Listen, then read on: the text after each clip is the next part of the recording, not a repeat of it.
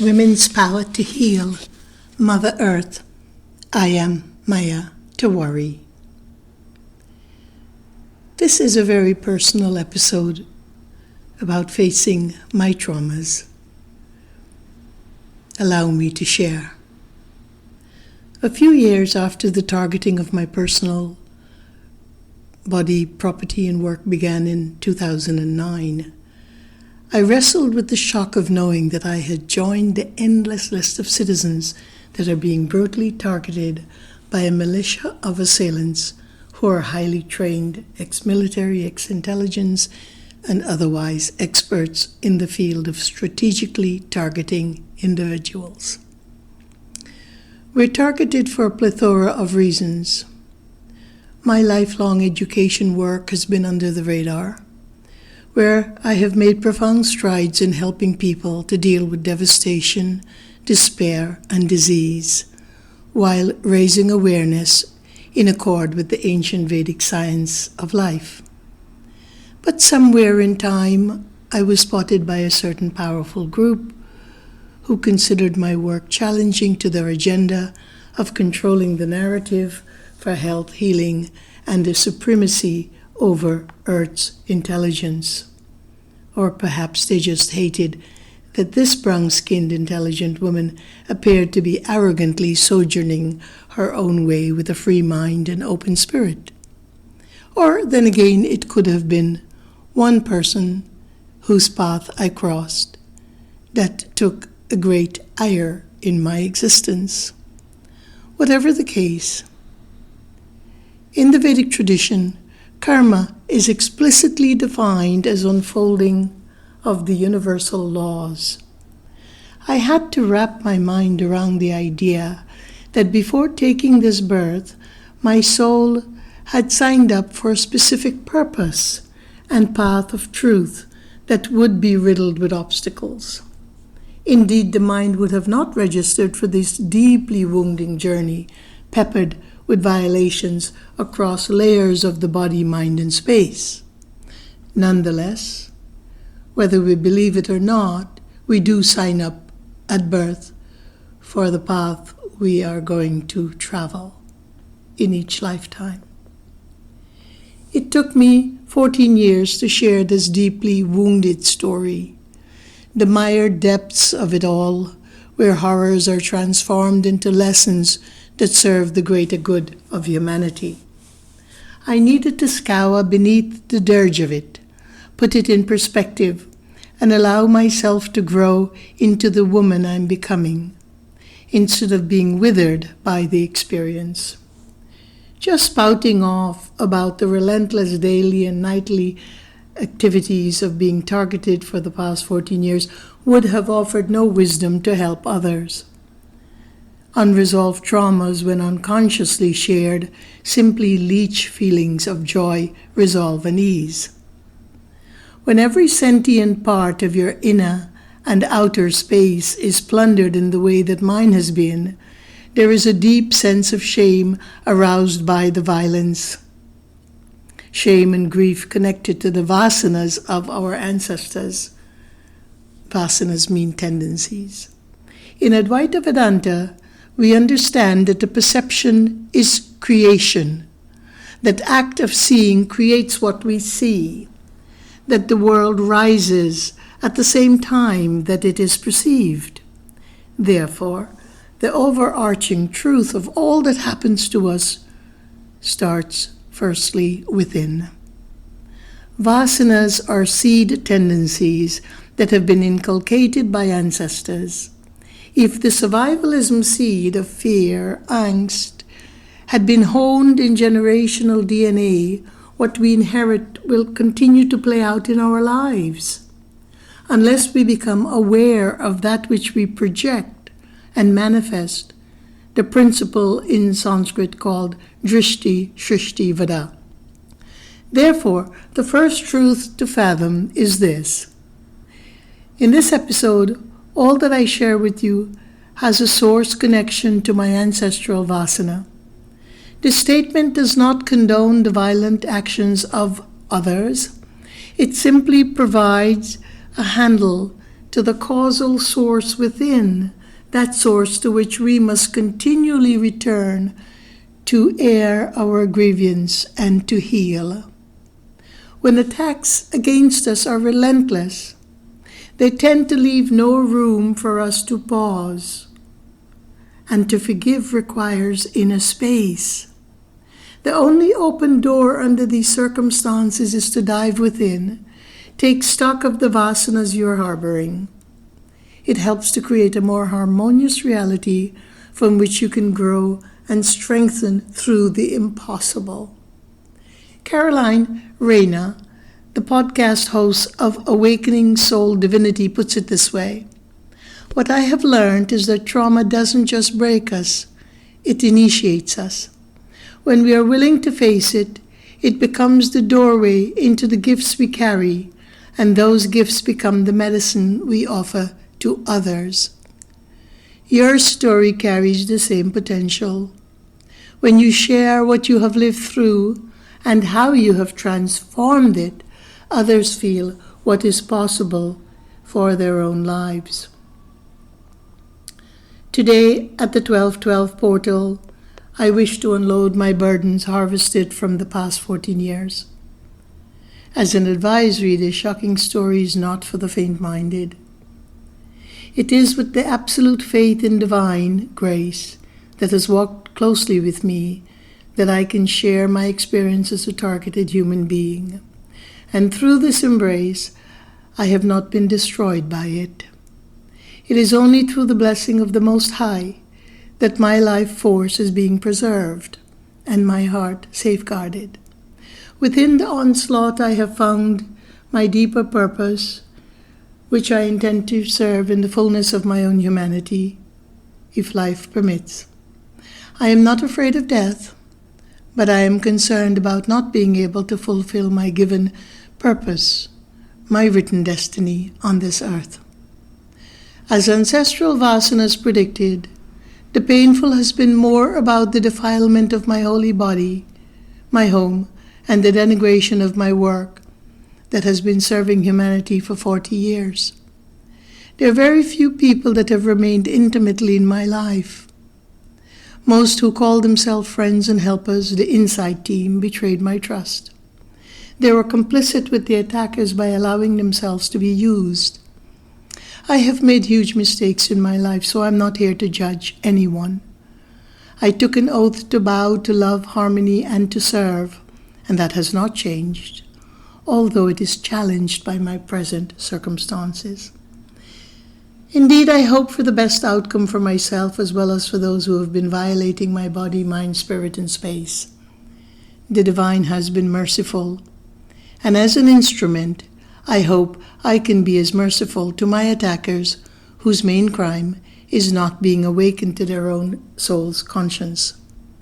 I recognize that this long and painful part of my journey is a golden opportunity sent my way to reconcile the ancestral vasanas of my familiar lineage and to heal long stretches of generations. Before the year closes, I am finally ready to unpack the violations I have been quietly enduring. I am not here to dump my angst into the psyche of others, but to release the energy into the vast vibrational fibers of Mother Universe, where it can be transformed. Each day I commune with the cosmic light that is ever present. I know it hears my unsteady voice, which is made mellifluous by my tears. I am not looking to harness sympathy or expose anyone. This episode, though, is hard for the listening, especially in a time that is riven by chaos and dysfunction. This story is not meant as a New Age balm for a cheap dopamine fix. It is a profound, deeply tabooed subject that has been furtively kept in the dark. That is, the history and legacy of targeted human beings. We must break these holes so that all victims can find their voice without being crunched by the fear of being judged and further maligned. As human beings, and in particular women, we must mirror courage to each other by sharing our devastation stories without fear of losing credibility or be made to appear hysterical or unhinged. We must take back sovereignty from the cabal's destructive agenda, which has successfully held our minds hostage for eons. It took me 14 years to voice a story that has been the heartbreaking core of whom I have become. Recently, I relocated back to my own old stomping grounds in Manhattan. I live in a small brownstone co-op in Midtown West. The infiltration occurred rapidly, a seamless setup for 24/7 targeting, which has been used in every home or place I have lived since 2009. This targeting began at the junction of my 60th birthday. The unholy acts of violence have devoutly followed me for 14 years. There has been no respite from it. It started in Asheville, North Carolina, where I built my Wise Earth School on a 15-acre teaching landscape in Cherokee Forest of Pisgah Mountain. There I spent 30 years disseminating Ayurveda education in the peaceful clime supported by the care and affection of the elder rural community. Watching the golden pink sunset change colors over Mount Pisgah season after season, while red-tailed hawks circumambulated the azure blue skies. Suddenly, with timeless rapidity, everything changed. Time itself was warped, slowed, yet spiraling out of control. New neighbors moved into the private cul-de-sac. It started with their beautiful German Shepherd hunting dog chasing, attacking, and injuring the peaceful herd of deer that lived in my forest. The neighbors' refusal to restrain their dog led me to call in animal services, who kept picking up their dog. The situation rapidly grew out of control. The neighbors took to spraying my abundant gardens with chemical sprays. My vibrant spring somehow got contaminated with uranium and other heavy metals. Outdoor altars decimated my digestive system, completely impaired from drinking the poisoned water. It took a while for me to fathom that I was being targeted by my neighbors, who had gathered members of the local methamphetamine community to gaslight, stalk, and harass me and my students. The attacks progressively escalated. Each night my forest was inhabited by locals broadcasting military gases, which were oozing into my living spaces. By 2019, a decade later, the arrival and transport of huge machinery was trucked in from the ridge top which backed up my forest. Real estate developers invaded my compound at night, digging up the forest to plumb into my springs, each night flooding the earth beneath my structures, causing immense damage to the property. Law enforcement and Department of Water Resources did nothing to stop them. I was continually forced to repair and rebuild until I grew tired and sold my beautiful teaching landscape. The person who purchased it seemed authentic. She's a holistic practitioner and was looking for a retreatful space for her clients. I signed the contract on the third day after the property was put on the market. Later on, I was to discover that somewhere in the process of selling, my attorney had issued the title not under the purchaser's name, but to a company which I discovered later was owned by the same developers who were digging up my forest and plumbing into my springs.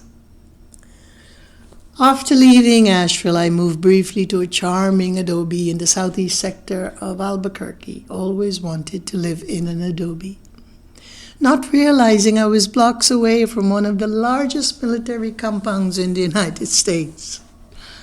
The abuse there escalated to where the seller's contract implemented new sewage drains and pipes, which the sewer department connected specific containers in shallow dugout spaces in the front yard of neighboring property. The targeting operators there in Albuquerque were collecting my holy feces. In the morning I would notice soreness and scarring on my legs. Apparently they were extracting marrow and tissue from around the shin bone of my leg. The progressive deterioration of my body and home ensued. They took control of my security cameras, of my devices, and my data. In 2022, I left Albuquerque and returned to Asheville. I had to reorganize and clean out the school's storage. The targeting scenario abrupted with incredible force. It had escalated this time to the point where it became clear that the targeting operators were determined to destroy my work and my non-profit organization. They had ransacked my storage and home, extracted all of my important legal documents relating to the school and my trademarks. And after returning from a yoga conference in northern Spain in May of 2023, I discovered that an Apple MDM was installed into my computers and iPhone. They assumed complete authority over my data, priceless history of photos, videos from my Peace Mandala World Tours, years of programming for the school. My trademark files were all completely wiped. Years of curated mailing lists of my students and program data had been sabotaged while hosted by online services. They destroyed massive amount of my work files, scoured the school storage facility, stole my hard copies, removed everything that was connected to my trademarks, my nonprofit organization, my bylaws for my school, which were incredibly, believe it or not, changed by my corporate attorney. Sales agreement changed by real estate attorneys, my external drives gone. They proved that they could exert full control of all of my devices, aided by carriers and services and so on. I ordered my backup data drive from Carbonite. It arrived. It contained all thousands of folders, each one empty. More than 300,000 files of my work have vanished. While I was in Spain, an AI company filed claim for my trademark, wrestled, a mark I had been using since 1981 for holistic medicine and Ayurveda. All of my previous filings for wrestled Ayurveda, which was registered under the holistic medicine and Ayurveda categories, were altered. Holistic medicine was removed from all of the paperwork to allow the AI company's filing. After a tenacious battle, the company dropped their claim. Finally, I moved back to my old stomping grounds in Manhattan. I bought a well-appointed remodeled apartment in a quaint walk-up building in Midtown West. I had hoped to start afresh, restore my health and continue my writings and work. I arrived there to find a carefully constructed team fitting for targeting assembled before I even moved into the unit. This devious strategy has been whittled over centuries by the cabals. The dehumanized team use and manipulate and corrupt. The poor pawns who are recruited as operators feel immunized from consequences by the law, and in fact they are. First off, let me say that I have always held a great deal of respect for the courageous men and women in the police force, our firefighters, and the military. Noble souls that have sacrificed personal comfort and security for the good of their communities. But we do not live in a perfect world. And in the scenario of being a level 4 targeted person, or so I believe, I have seen communities, civic and city workers, accountants, lawyers, doctors, law enforcement officers, all serve in an intricate role in the covert operations.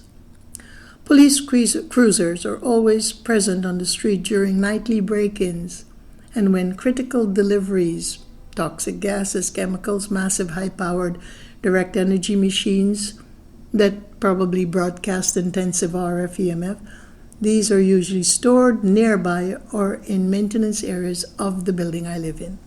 A month after moving in, the internet cable company installed a bundle of live wires directly outside of my living room walls, attached as they were with metal bearings attached to huge metal rods next to massive metal fire escape, a recipe for massive output of EMF.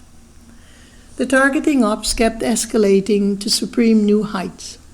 They fitted my home with illegal surveillance that are constantly monitored by a crew of spotters.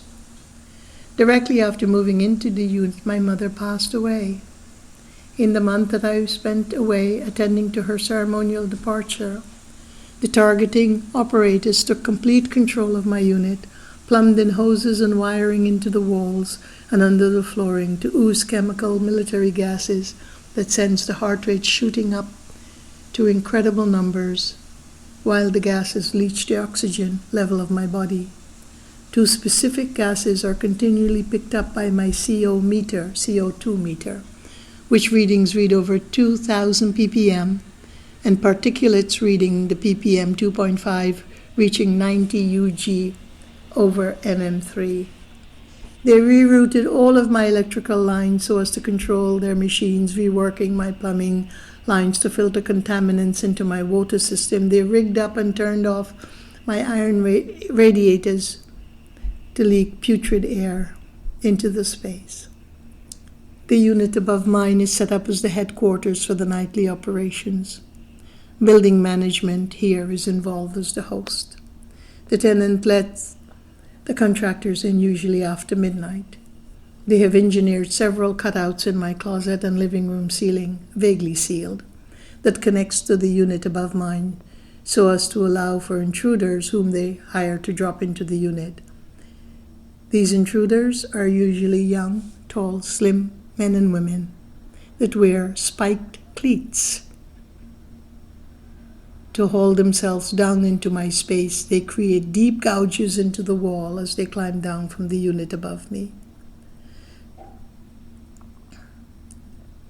Their main function is to unlock my front door, which is usually bolted from the inside, to allow the contractors, medics, and their supplies in.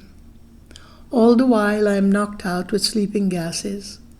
Scores more needle marks on my legs with shiny metallic droppings on my bed sheets. I have endured hundreds of unauthorized injections in the homes I have lived in, hotels, hospitals, guest spaces, enduring several visits to the hospital when I could no longer breathe or my heart rate went over 200. And there, several wrong interventions were also performed.